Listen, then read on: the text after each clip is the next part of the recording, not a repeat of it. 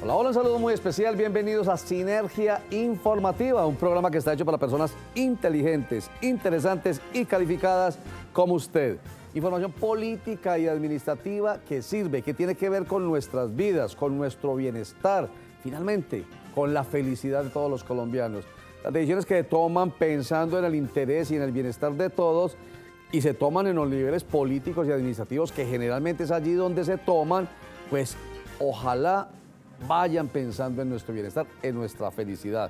Por ejemplo, el tema que vamos a tratar hoy tiene que ver con una discusión en uno de los tres poderes públicos nuestros, en el Congreso de la República, específicamente en la Cámara de Representantes, a propósito del proyecto de acto legislativo mediante el cual se buscaba que a través de un referendo los colombianos decidiéramos si solo en Colombia pueden adoptar niños, niñas y adolescentes las personas que conforman una pareja y son de dos sexos, de sexos diferentes. No las personas con del mismo sexo o incluso los solteros, los viudos y los divorciados. Pero de eso hablamos enseguida porque vamos primero a la información.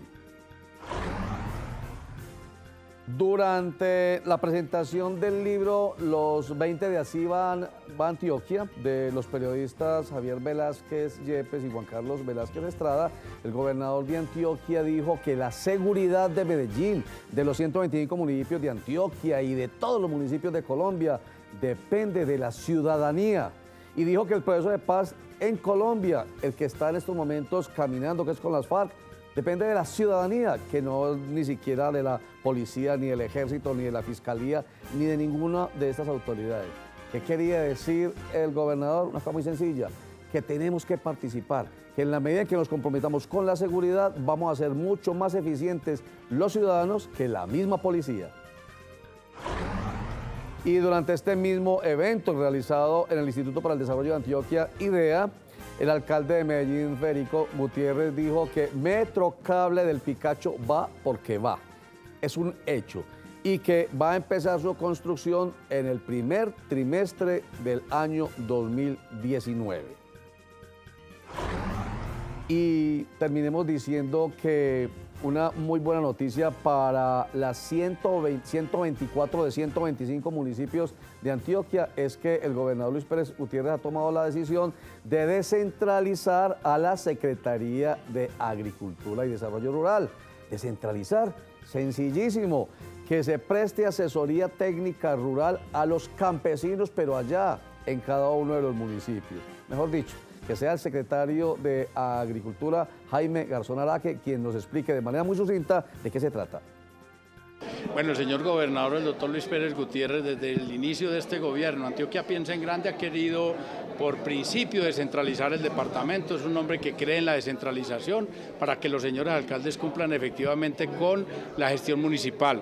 Por eso este es un proyecto que permite hoy entregar 5.941 millones de pesos a los señores alcaldes para que contraten la asistencia técnica rural directa, que permite tener más de 268 funcionarios entre profesionales y tecnólogos que presten la asistencia técnica a los pequeños y medianos campesinos.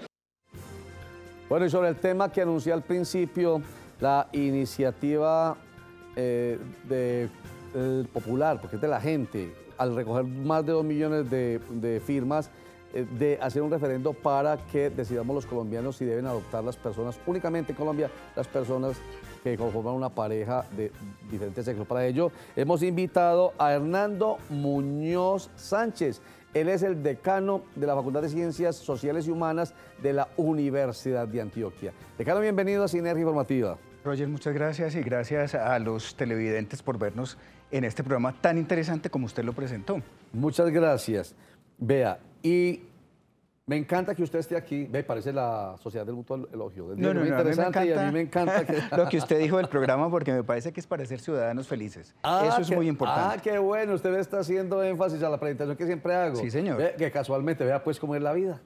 Siempre hago la presentación y le doy entrada al invitado y le pregunto qué piensa, y el invitado que se olvida, y el invitado simplemente dice gracias por invitarme y se queda callado. Y a usted hoy no le di la entrada y le quedó sonando lo que dije al principio, entonces retomémoslo. Información política administrativa que sirve, y la gente tiene que estar muy bien informada sobre estos temas, porque esos temas nos tienen que llegar adentro, a cada uno de nosotros, para lograr felicidad de todos. Así es, así es. Bueno, lo más importante de invitarlo a usted acá es que el tema nos toca a todos, ya lo presentamos. Y usted es una persona idónea para hablar del tema porque es, ya dije, decano de la Facultad de Ciencias Sociales Humanas de la Universidad de Antioquia, pero es educador, es trabajador social, es especialista en familia y algo bien especial, es el autor de la política pública para la familia de Medellín. ¿Y en qué consiste esa política pública? Usted sabe, Roger, y quizás los televidentes, que las políticas públicas se han desarrollado como una herramienta de los y las ciudadanas para poder decir qué quieren, qué necesitan, qué no, qué podemos hacer participando en el sentido de la política, que tiene que ser participativa. En eso también qué bueno que el gobernador haya dicho que es que la paz no es de la institucionalidad únicamente, es de cada uno de nosotros y cómo cada uno la apoyamos. Y en ese sentido, en el año 2009, 2010, se inicia un proceso, no, antes, un poquito antes, 2008, un proceso de construcción de política pública para la familia en Medellín. Y yo hablo de familia precisamente con algo de lo que vamos a hablar ahora. Usted dirán, este señor tan abierto que toca temas liberales, ¿porque no habla de familias? Precisamente por eso, porque la familia es una, no importa su forma, y tiene que estar en el mismo lugar y en el mismo nivel. Es decir, yo no tengo que decir que la familia tradicional, papá, mamá, hijos, es la familia y que las otras son unas familias diversas. No, la familia es una. Una, sea papá, mamá e hijos, sea dos papás, sea dos mamás, sea la mamá y el hijo, el papá el y abuelo, que el abuelo y la mamá con el nieto, exactamente, el tío que los con el tíos, nieto. exactamente, es decir, las familias tienen que ocupar el mismo lugar de importancia en una política pública. Y en ese sentido se construyó la política pública, que es lo que se supone, y fue aprobada por en el Acuerdo 054 del Consejo de Medellín en noviembre del 2011. Es decir, las políticas públicas tienen que ser avaladas por el Consejo de Medellín y esta fue aprobada por el Consejo. Yo digo que soy el autor, pero escribe mucha gente y estuvo mucha gente. Claro. Grupos de mujeres, grupos de hombres, profesores, estudiantes, familias de todos los tipos, profesionales de la terapia familiar, profesores de universidad de estos temas. Y se construyó una política que, digamos, es la ruta, es el camino que le dice a todos los gobiernos de Medellín qué es lo que la familia de Medellín necesita. Lo más importante aquí es, bueno, dos cosas que antes de irnos a comerciales que yo, digamos, logro extractar de su conversación. Uno, participación, otra vez, se hace un diagnóstico, una política pública, no es un experto como nuestro invitado que se sienta ya con el alcalde del momento, que creo que era Alonso Salazar Jaramillo, y dice, alcalde, esto es lo que hay que hacer por la familia de Medellín. No, hay que hacer todo una planeación y una presentación, pero con base en un diagnóstico real. Y participan muchos personajes sí, pero también la gente del común. Muchas familias, usted lo dijo, participan ahí, eso es muy importante. Y segundo, una política pública busca precisamente que trascienda en el tiempo. Entonces se aprobó durante el gobierno de Alonso Salazar Jaramillo, pero luego vino el gobierno de Aníbal Gaviria Correa y estamos en el gobierno de Federico Gutiérrez Zuluaga y debe trascender a subsiguientes alcaldes. Eso es lo más importante, para que no sea un capricho de una administración o de un experto como nuestro invitado Hernando Muñoz,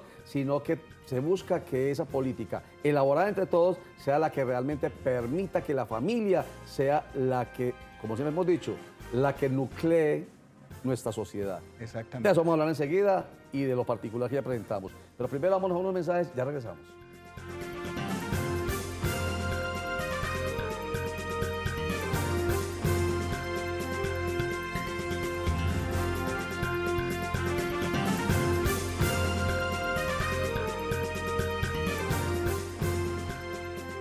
Bueno, con 20 votos negativos y 12 votos afirmativos, se hundió en la Comisión Primera Constitucional de la Cámara de Representantes ese proyecto de iniciativa popular de la senadora liberal Vivian Morales, que buscaba que se aprobara en el Congreso el derecho, la autorización para que se hiciera un referendo y mediante ese referendo los colombianos decidiéramos, vuelvo y digo para que nos quede clarito, si a los niños nuestros solamente los puede adoptar una pareja conformada por un hombre o una mujer, o si, como incluso está planteado hoy constitucionalmente, puede adoptar tranquilamente una pareja del mismo sexo o puede adoptar un soltero un separado o un viudo. Pues ganó los que defendían esto último. Ganó que no hay referendo, sigue entonces avanti en nuestro país la posibilidad de que cualquiera pueda adoptar.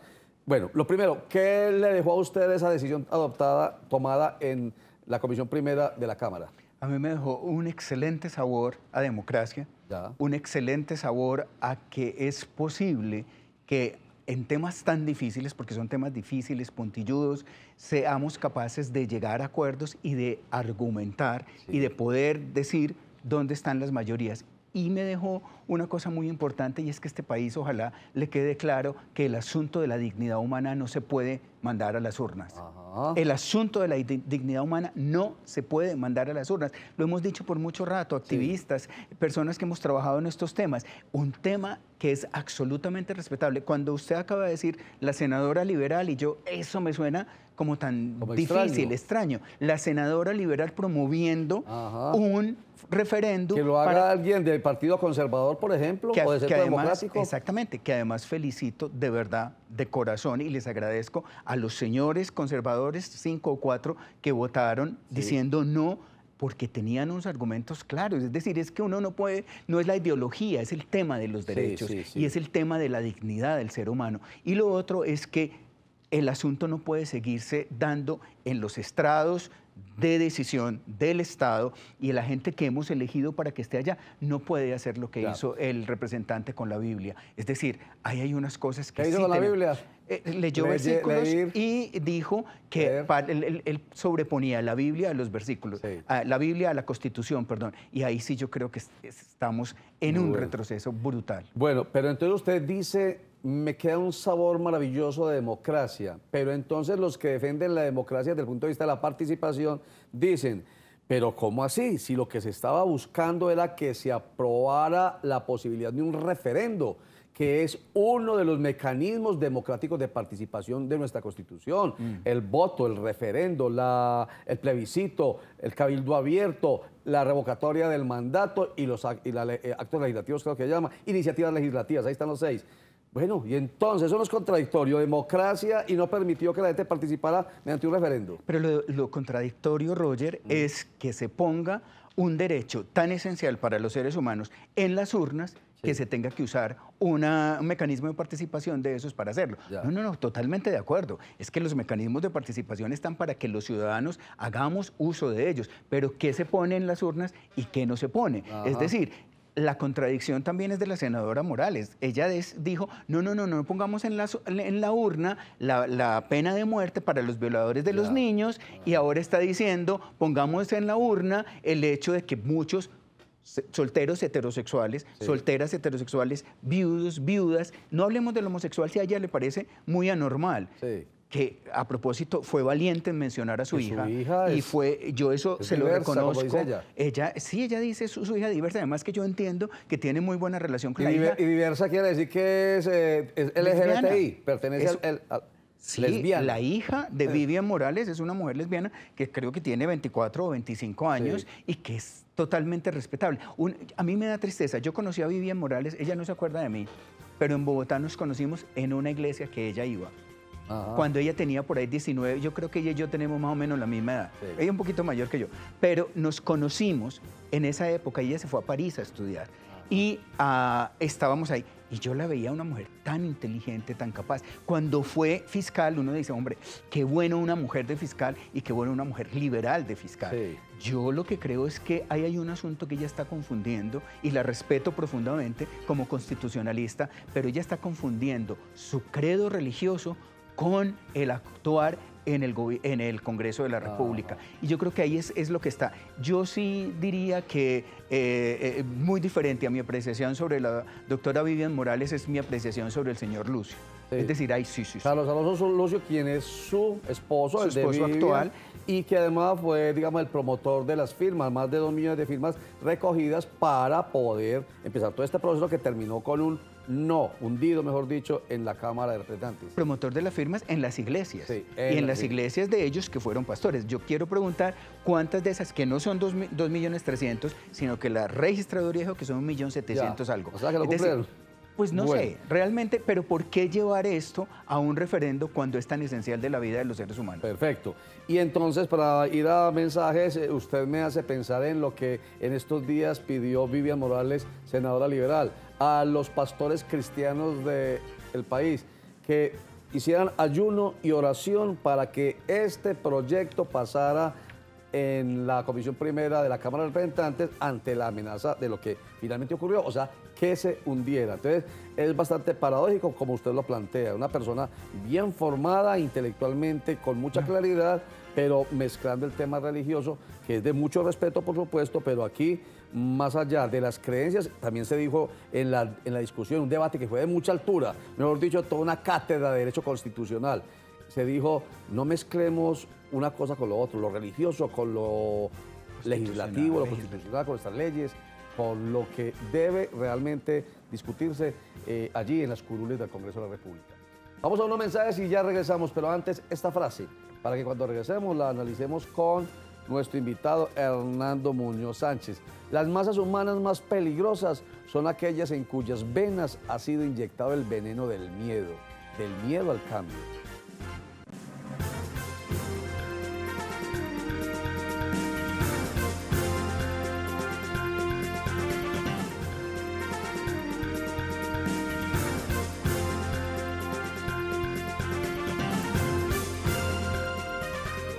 Las masas humanas más peligrosas son aquellas en cuyas venas ha sido inyectado el veneno del miedo al cambio. ¿Qué piensa usted, Hernando Muñoz Sánchez, de esa frase de Octavio Paz? Pues yo creo que Octavio Paz refleja muy bien lo que pasó ayer. Yo creo que ayer en este país muchos de los que votaron por el sí al referendo, lo que estaban diciendo es tenemos miedo de un cambio y tenemos miedo que se transforma. Mire, Roger y televidentes, el problema de la ideología de género no es con las mujeres.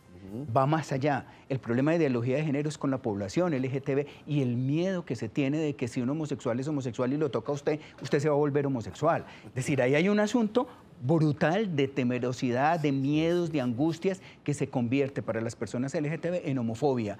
Y lo que ayer estaba pasando no eran tanto en contra. Fíjese que el presidente de la comisión, que es el representante o de la Cámara, dice cambiemos a última hora y quitemos y dejemos solo a los LGTB. Ese es el miedo. El miedo no, va más allá. Y yo sí creo que con miedo actuamos muy mal. Bueno, se ha dicho, y está ahí en la Constitución, que la familia, artículo 42, está conformada por un hombre y una mujer.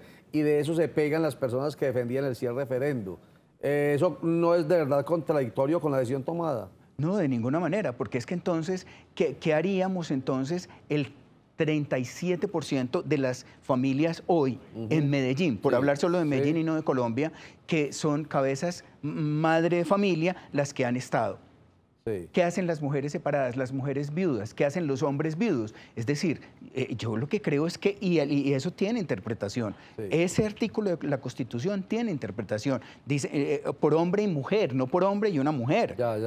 Ahí uno tendría que meterse y hilar despacio y desilvanar el asunto. Yo creo que está ahí. Más allá de eso, veamos la realidad del país, veamos lo que ha pasado. Mire, ayer mucha gente por el Twitter, por los medios de comunicación llamando, yo fui adoptado, mi mamá me crió, por solo una mamá, un señor que sale con sus 4 hijos adoptados. Pero ¿por qué tenemos miedo a ese? Y lo otro es que yo sí le digo a la senadora y a los pastores de este país que además dejan mucho que decir, mucho que decir. Yo no sé si usted vio y los televidentes han visto un video donde sale este pastor de Cartagena que tuvo el problema con un colega de ustedes, burlándose, se ríen, pero además es una risa, yo diría, demoníaca, respecto a lo que son las personas LGTB. Entonces yo digo, ese no es el nivel es otro, y el respeto por los seres humanos. Ellos tienen un famoso youtuber cristiano que no hace sino insultar. Yo cada vez que estoy en un programa, el señor despotrica. Yo creo que ese no es el nivel. Hay que quitarse ese miedo y hay que respetar la diferencia. La diferencia. Bueno, entonces, muy rico. Mire que nos dio la frase de Octavio Paz para desarrollar este tema, porque de todas maneras esta Constitución nuestra ha sido pues muy amplia. La verdad es que ha devuelto muchos de los derechos del ser humano, y allá dice en el primer artículo de nuestra Constitución, dice que nuestro país es una un Estado unitario, pluralista, participativo, y dice por allí, fundado en la dignidad humana, expresión que usted utilizó ahorita, fundado en la dignidad humana. Y entonces es como que si estas personas estuvieran en contra de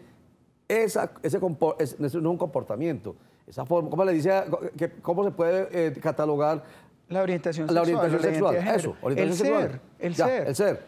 Eso no es contra la dignidad humana. O sea, ser un homosexual, una lesbiana, indigno. No es indigno. ¿Quién dijo eso? Es decir, ahí seguimos viendo la homosexualidad o la transgenerismo o la bisexualidad como enfermedad, cuando hace muchos años la OPS, la OMS, los psiquiatras, los psicólogos han dicho, es triste que Vivian Morales haya usado unos estudios hechos por pastores para decir que son estudios científicos. Yo no estoy menospreciando eso, pero por favor, si ella se va realmente a lo científico, a universidades como Oxford, como Cambridge, como cualquier universidad grande del mundo, y aquí los estudios que han dado es totalmente diferente. Hay una diferencia, Roger, déjame decirte, la diferencia entre los hijos criados por dos hombres o por dos mujeres, o por una mujer o por un hombre, sea heterosexual o homosexual o lo que sea, sí tienen una diferencia muy grande. Y es que usted si va a hacer estudios va a ver que son niños y niñas mucho más respetuosos de la diferencia, mucho más inclusivos con los demás, mucho más acogedores de lo que es la diferencia. Los niños y niñas criados por papá y mamá, de pronto no tanto. Ya, exactamente. Precisamente la Procuraduría General de la Nación y la Defensoría del Pueblo emitieron concepto contrario al proyecto de acto legislativo, al proyecto que buscaba el referente, para que lo veamos de manera muy sencilla, porque precisamente decían que no está demostrado científicamente que un hombre y una mujer puedan educar mejor a un niño, y que no está demostrado científicamente que una pareja del mismo sexo pueda educar mal a un niño. Ellos emitieron concepto contrario. Bueno, Roger, dígame señor, una cosa con lo que usted acaba de decir. Señor. El tema de la violencia de los hombres hacia las mujeres. Yo hice mis estudios doctorales en género y escribí una tesis sobre masculinidades, porque género no es solo mujer, es mujeres y hombres. Y ahí hay un asunto muy fuerte del tema de las masculinidades miradas desde unos actos culturales y desde unas acciones culturales que nos llevan a los hombres a actuar de unas maneras. Óigame, quienes violan, eso está en las comisarías, vaya, es que no estoy diciendo mentiras, en las comisarías, en los juzgados, quienes hacen violación de niños y niñas, de adolescentes, rápidamente uno va a ver que el alto porcentaje es de tíos, abuelos, heterosexuales o papás. Perfecto. Se nos acaba el tiempo. Hernando Muñoz Sánchez, decano de la Facultad de Ciencias Sociales y Humanas de la Universidad de Antioquia. Gracias por este rato con las claridades suyas aquí en Sinergia Informativa. Gracias a ti por la invitación y gracias a los televidentes. En este mundo podemos caber todos. Y la senadora Vivian Morales no hizo nada malo teniendo una hija lesbiana. Bueno, siempre vamos a estar mejor parados y más preparados para enfrentar lo que este mundo nos pone enfrente si estamos más informados y más formados de todo lo que precisamente tiene que ver con nuestras vidas. Y esos son temas que tratamos aquí en Sinergia Informativa. Invitación a que sigan siendo inteligentes, interesantes y calificados. Y eso no se incluye excluyente, como dicen algunos. No, el que quiera estar, que entre. Que sean inteligentes, interesantes y calificados. Con información y formación. Recuerden que la información en Cosmovisión empieza a las 12 del día con Sinergia Informativa, que regresa a las 9 de la noche. A las 5 de la tarde Nos Cogió la Noche, que retorna a las 9:30. Y ya Juan Carlos Sierra no va a estar, pero ahí sigue José Fernando Gil al frente de la información en Cosmovisión Noticias a las 7:15 de la noche, que regresa reforzado a las 11:15 de la noche. Muchísimas gracias, chao.